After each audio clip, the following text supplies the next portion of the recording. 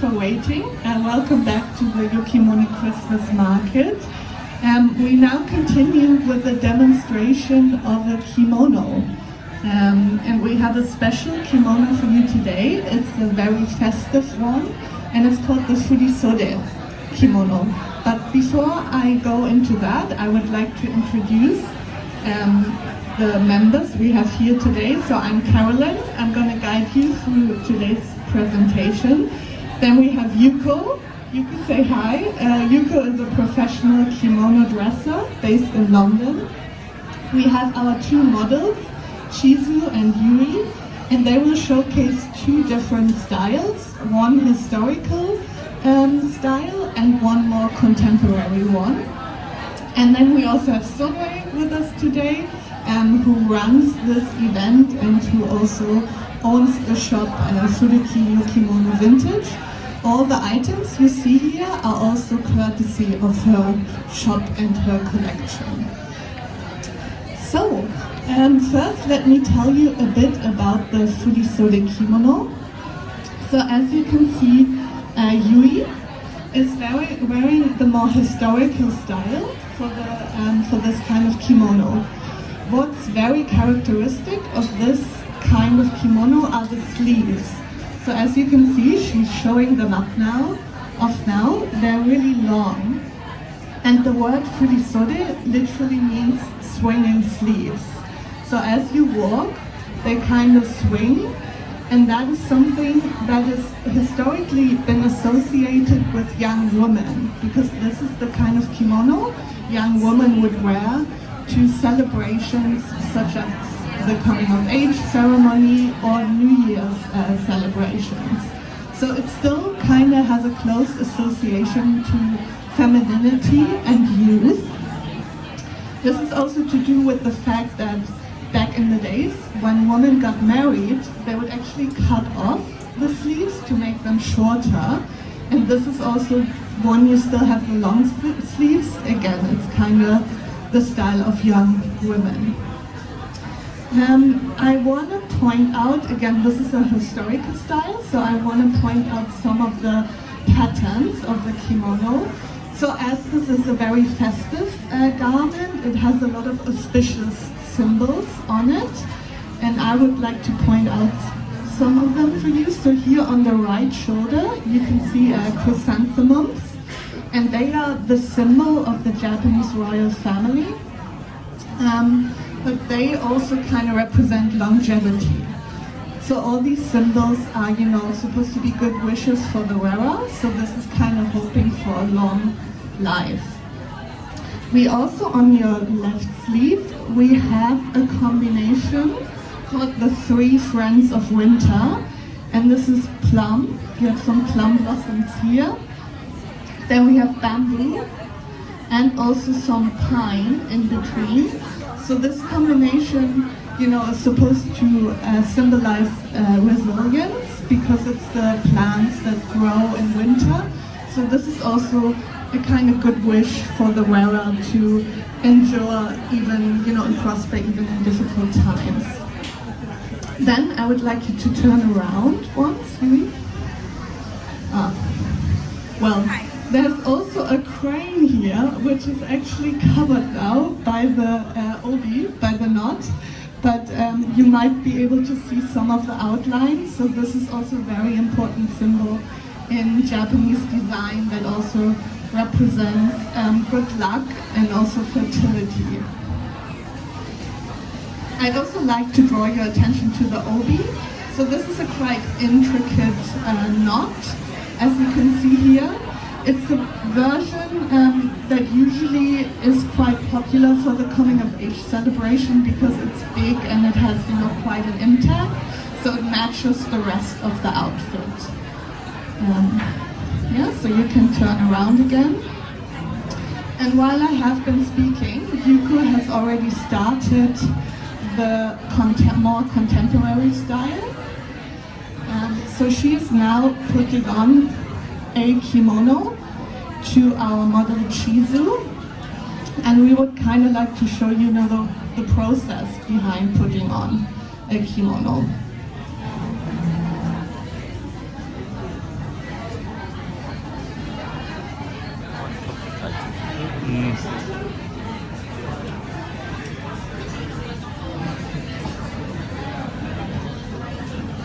what she has already done, and this might be something you might have noticed, she's actually pulled up the hem of the garment, that it's not reaching the floor, but it's actually at her shoes and her feet. So this is a way, kimono are quite long, and when you don't tuck them away, they actually, reach the floor. But for this style, this is usually how people wear their kimono these days. It's a bit easier to walk. So this is a more practical style, which in everyday life and also today, most people use this called a ohashori to, tie up some of the hem. And as we can see here with Yui, she's actually doesn't have this style. Hers is called a ohikizuri, and her kimono is quite flowy and it's more long. And as you actually can see, it has a padded hem. So this is really something where this is more supposed to be worn this way, because if you did this style with this kind of kimono, it would trail anyway on the floor. This kind of kimono is quite rare today. Geisha and geiko and maiko, apprentice geisha, they still do wear it, this style. So if you have been to like a performance, this is the style you might see. It's a bit more impractical for everyday life because, again, it does get dirty easier, so it's only worn by performers these days.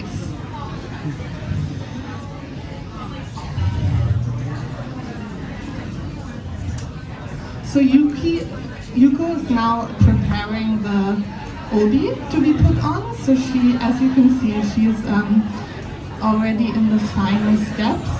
So she has adjusted the garment to fit nicely to our model. And now she's putting on the accessories to have the obi secured.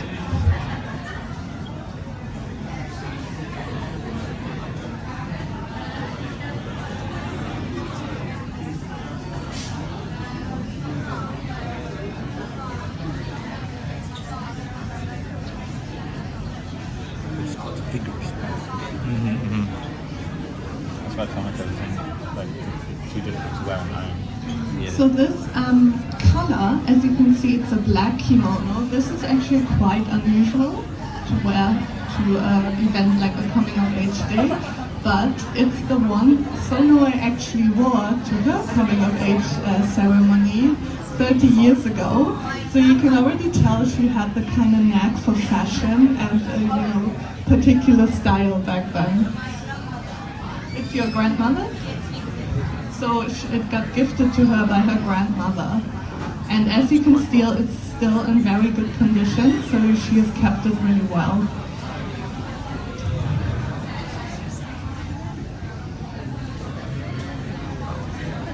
You don't be getting that on to go out for a late train. No.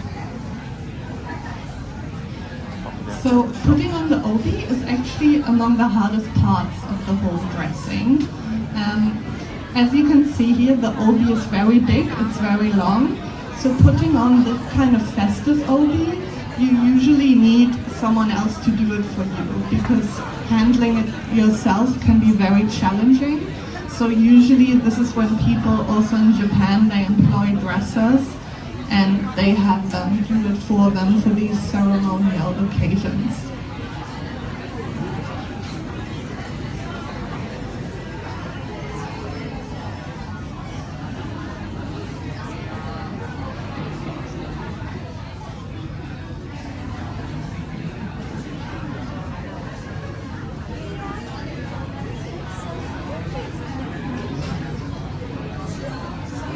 The obi also is quite often the most expensive part of a kimono outfit. As you can see, it's a very nice and thick fabric. It often has like embroidery. It's made of very high quality fabric because it needs to be a bit stiffer. So often it is actually more expensive than the kimono itself.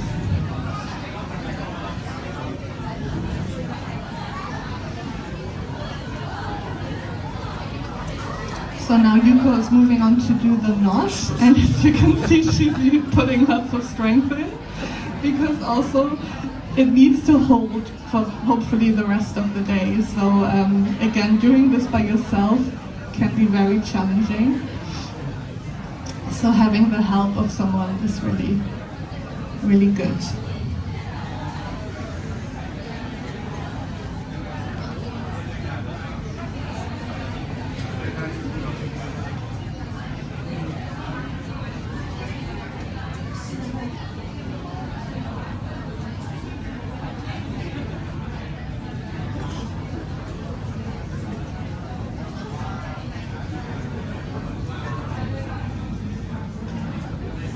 And when it comes to doing the knot, there's many different types of knots you can do. We will now see a slightly different one as well to this one I just showed you, but this is also one which is quite elaborate and therefore, used at festive occasions.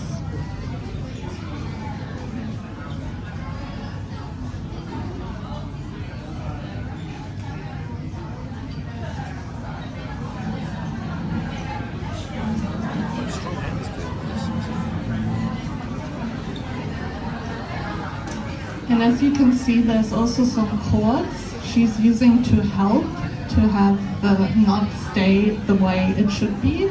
But these are, covered as well, so you shouldn't be able to see them in the final arrangement. But this is also really a skill that needs to be learned, because as you can see, it does take some time and effort to do this.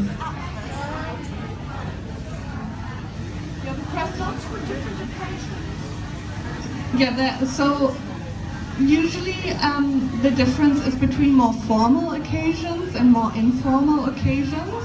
So as I said, this again being quite elaborate and big, this kind of signals a more formal occasion.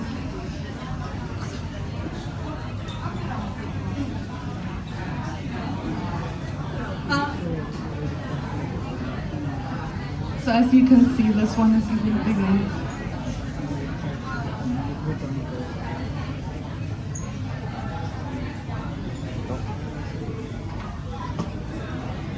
And the aim of the knot is also really to show off the pattern that is on the obi in a nice way, so people really can appreciate what is on there.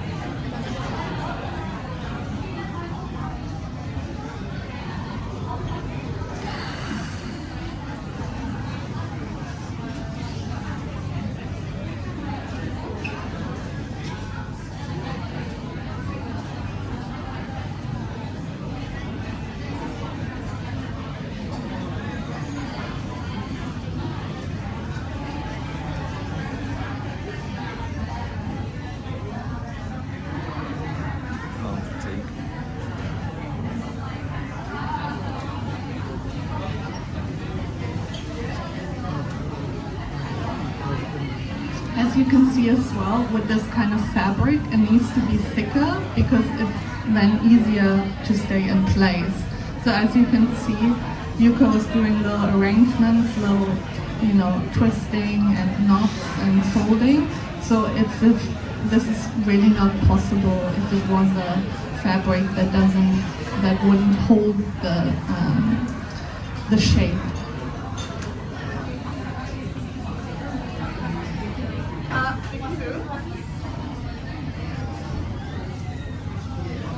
Extra bit. So now this is a way to now secure the obi. At first we do have the makuda, so this is also an item that kind of helps have the knot stay up over the rest of the day. And again, lots of strength being put into it. So it might not be the most comfortable kind of kimono and style, but again, this is the festive, for a very festive and special occasion. So.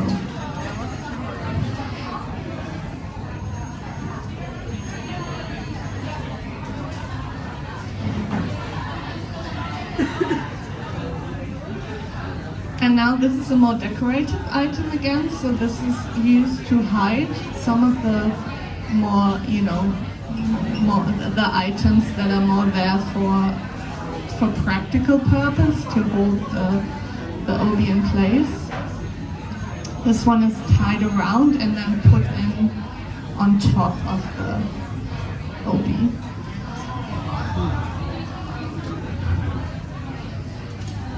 And this is somewhere where you can play around a bit with colors as well. Yuko has chosen a red one today to kind of match some of the elements that are seen on the kimono, which are also picked up here on the collar. There's also some under collar that has some red showing. And of course red being also kind of auspicious color, symbolizing good luck, it's also very appropriate.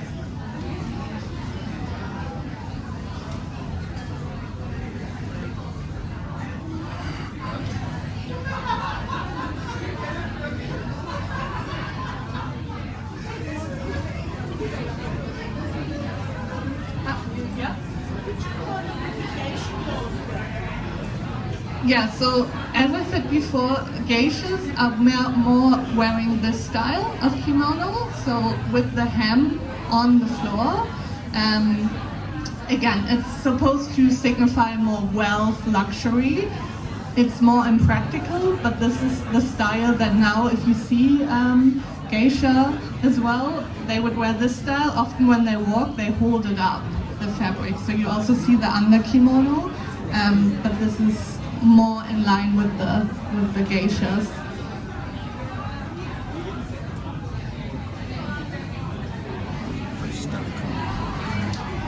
And on the right, we're just putting on some finishing touches now.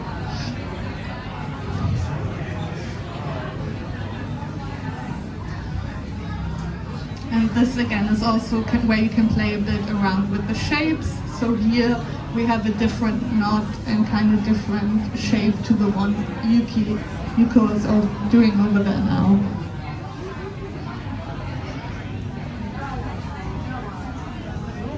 Okay. So the obi Yuko has done today is supposed to symbolize a rose. So you might see some of the petals and the kind of flower parts. So yeah, big round of applause.